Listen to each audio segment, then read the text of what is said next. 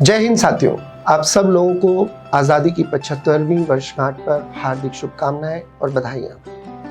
हम आज़ादी का अमृत महोत्सव मना रहे हैं और ऐसे समय में हमें आज़ादी के सही मायनों को समझना होगा और ये भी समझना होगा कि क्या वाकई में 75 वर्ष की आज़ादी के बाद हम वास्तव में आज़ाद हैं या नहीं। महात्मा गांधी के अनुसार वही देश असल मायने में आज़ाद होता है जो आर्थिक रूप से स्वतंत्र है, सामाजिक तौर पर कुरीतियों से स्वतंत्र है और राजनीतिक रूप से भी स्वतंत्र है। ऐसे ही देश दरअसल वाकई में स्वतंत्र होते हैं। मैं बहुत निराशावादी नहीं हूं, ना ही मैं बहुत आशावादी हूं। चलिए मैं अपनी मन की बात रखता हूं। दरअसल मैं सच्चाई के धरातल पर रहते हुए भारत के पुनरुत्थान की बात करता हूं। आज से 400-500 वर्ष पहले भारत का स्वर्णिम युग हुआ करता था। भारत को सोने की चिड़िया कहा जाता था। इसका सबसे बड़ा कारण ये था, भारत का जो जीडीपी था वो अमेरिका, जापान, रूस और चीन जैसे देशों से कई गुना बेहतर हुआ करता था। भारत भूमि पर महान दार्शनिक और विद्वान पैदा हुए, जैसे आर्यभट्ट, वाणभट्ट, चरक, सुश्रुत। ऐसे महान लोग भारत भूमि पर पैदा हुए और भारत के विकास को गति दिए। दरअसल विश्व का पहला विश्वविद्यालय भारत में ही स्थापित किया गया। अगर किसी देश में अच्छे विश्वविद्यालय हो, अच्छी शिक्षा हो, तो वो देश अपने विकास को सुनिश्चित कर सकता है।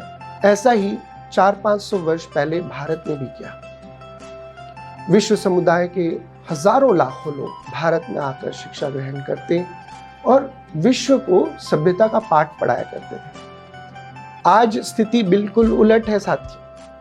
हमारे छात्र देश दुनिया के अलग अलग देशों में जाकर अलग अलग विश्वविद्यालयों से शिक्षा ग्रहण करके पाश्चात्य सभ्यता को हमारी तरफ थोप रहे हैं। तो ये हमारी स्वतंत्रता नहीं है, कहीं ना कहीं हम कहना चाहिए कल्चरल डिपेंडेंस की ओर जा रहे हैं, जिससे हमको मुक्त होना पड़ेगा। आपको मालूम है क्यों भारत को हम सोने की चिड़िया कहा करते थे? मैंने एक कारण बताया। दूसरा कारण ये कि भारत से कपास, तैयार माल, खासकर कपड़े, मसाले, इत्र इत्यादि को विदेशों में एक्सपोर्ट किया जाता था और एक्सपोर्ट करने के बदले हमें स्वर्ण मुद्राएं या फिर चांदी की मुद्राएं हासिल होती थी, जिसके कारण भारत में स्वर्ण मुद्राओं का एक बड़ा पूल बन गया, जिसके कारण भारत को सोने की चिड़िया कहा जाता था। तो सच बात तो ये है कि उस समय टोटल एक्सपोर्ट का 25% एक्सपोर्ट भारत से कैरी आउट था और अंग्रेज आए तो 1947 देश को छोड़ने से पहले हमारी जो एक्सपोर्ट का परसेंटेज गिरकर 2% तक रह गया था साथ। तो ये बताता है कि किस तरह अंग्रेजों ने हमें निचोड़ डाला था। अब आज़ादी के बाद हमारे सामने चुनौती थी कि हम अपनी पुरानी जीडीपी और हमारे पुराने जो तौर तरीके थे व्यापार करने के, उसको पुनर्स्थापित करें। तो आज हम इसी विषय पर चर्चा करते हैं कि हम कैसे भारत का पुनरुत्थान कर सकते हैं। ऐसे कौन से कारक है जो हमें पुराने भारत की ओर लेके जाएगा, जो हमें विश्व का सिरमौर बना सकता है। साथियों, सबसे पहली बात यह है कि हम अपने जवानों को, जवान का अर्थ न केवल और केवल हमारे सैनिक से नहीं, जवानों का अर्थ यहाँ है हमारे युवाओं से। हमारा देश, भारत देश जो है, युवा देश के रूप में देखा जाता है। 65 से 70% लोग युवा हैं। इनमें ऊर्जा है, उत्साह है, इनोवेटिवनेस है, कुछ कर गुजरने की ताकत है। परंतु कहीं ना कहीं ये मिसगाइडेड दिखते हैं, वेस्टर्न कल्चर से इन्फ्लुएंस्ड हैं और नशा वगैरह बहुत ज़्यादा व्याप्त है। तो हमें चाहिए कि ये नई दिशा में कदम रखें, नए तरीके की शिक्षा प्राप्त करें, तकनीकी रूप से बहुत संबल हों, ताकि देश को नई दिशा और दशा दे सके। हमारे सैनिक जो 24/7 देश की रक्षा के लिए खड़े रहते हैं, हम उनके लिए क्या कर सकते हैं? हमारी सरकारें उन्हें ज़रूरी सुरक्षा के सामान प्रबंध करती है। नौसेना, वायुसेना, थल सेना को अलग अलग मिलिट्री इक्विपमेंट्स प्रोवाइड करती है। पर एक चीज़ जो है वो उसकी कमी जो मैं महसूस करता हूँ वो है हम अपने सैनिकों को ड्यू रिस्पेक्ट नहीं दे पाते। हमें इतना रिस्पेक्ट देना है अपने सैनिकों को कि हर एक युवा हमारे देश का वो सेना की ओर जाने के लिए प्रेरित हो और सेना में जाने की इच्छा रखता हो। तो हमारी सैन्य शक्तियों को अतिरिक्त शक्तियां प्रदान करें, उनको सम्मान दें, तो मेरा ऐसा विश्वास है कि जवान जो है वो और ज़्यादा फुर्ती के साथ और ज़्यादा स्फूर्ति के साथ देश की रक्षा में लगेगा। दूसरा है जय किसान। कृषक जो होते हैं वो हमारे देश के रीढ़ की हड्डी होते हैं, वही हमारे देश की अर्थव्यवस्था को संभाले हुए हैं। कैसे?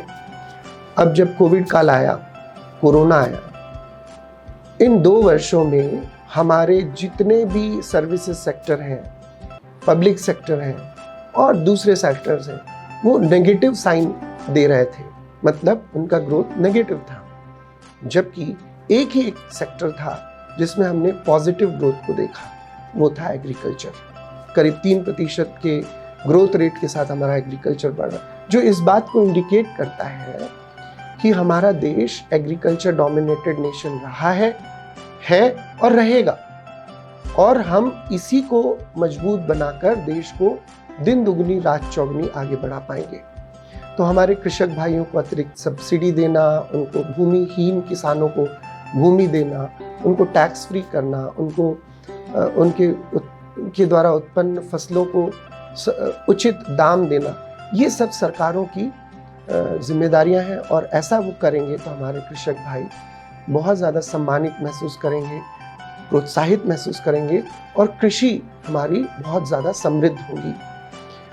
कृषि जब समृद्ध होगी तो निश्चित रूप से हम ज़्यादा खाद्यान्नों का एक्सपोर्ट कर पाएंगे, और हमारा जो फॉरेन करेंसी का पूल है वो बढ़ेगा, जो हमारी समृद्धि को सुनिश्चित करेगा।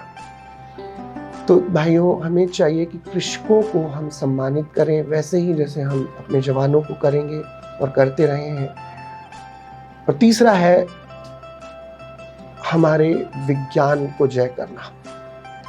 विज्ञान और तकनीक के क्षेत्र में हम कहीं ना कहीं पश्चिमी देशों से पीछे रह जा रहे हैं।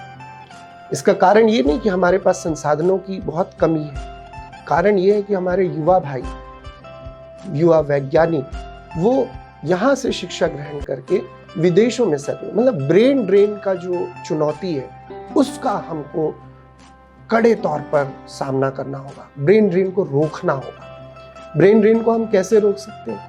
उचित संसाधनों को मुहैया कराकर, वैज्ञानिकों को उचित मार्गदर्शन देकर, उनको रिसर्च कैरी आउट करने के लिए बेहतर चीज़ों को उपलब्ध कराकर हम अपने वैज्ञानिकों को अपने ही देश में रख सकते हैं।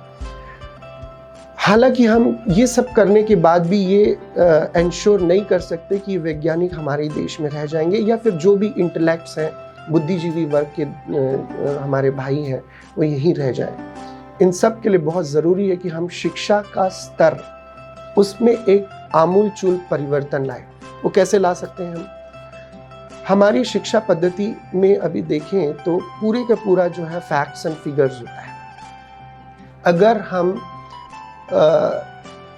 तथ्यपरक शिक्षा को 50% रखें, मतलब लॉजिकल एजुकेशन या फिर फैक्ट्स एंड फिगर वाला एजुकेशन को 50% करें, और मोरल एजुकेशन को 50% करें, जिसमें देशभक्ति की भावना भी शामिल है, तो मेरा ऐसा विश्वास है कि हमारे जो आने वाली पीढ़ी है उसके युवा जब बड़े होंगे, जब वो इंटेलेक्ट्स बनेंगे, तो वो देशभक्ति को सर्वोच्च स्थान देंगे, और वो कभी भी थोड़े बहुत फायदे के लिए हमारा देश नहीं छोड़ेंगे और देश की प्रगति में अपना महत्वपूर्ण योगदान देंगे, भूमिका निभाएंगे।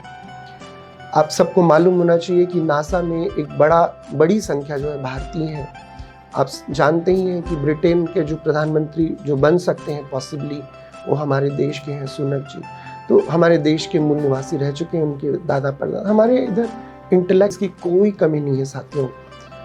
ज़रूरत इस बात की है कि हम सबको कंटेन करें और विश्वास मानिए कि हमारे देश में जिस तरह का इंटेलेक्ट्स हैं, जिस तरह के रिसोर्सेज हैं, वो और विश्व में कहीं नहीं है। हम फिर विश्व के सिरमौर बन सकते हैं अगर हमारे अंदर विल पावर है, हम अगर अपने इच्छा शक्ति से ये सब चीज़ों को इंटीग्रेट कर लें, तो मेरा विश्वास है कि हम सुपर पावर बन जाएंगे।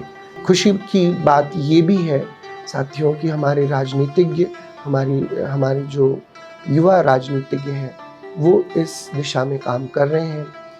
स्वच्छ भारत अभियान हो या फिर आत्मनिर्भर भारत की परिकल्पना हो, ये सब कहीं ना कहीं इस बात का संकेत देते हैं कि हम सब, हमारे देश के राजनीतिज्ञ, हमारे देश के युवा, हमारे देश के अनुभवी लोग सब चाहते हैं कि हमारा देश विश्व का सिरमौर बने। और मेरा विश्वास है कि आने वाले दिनों में ज़रूर पूरा होगा। इसी के साथ धन्यवाद। जय हिंद, जय भारत।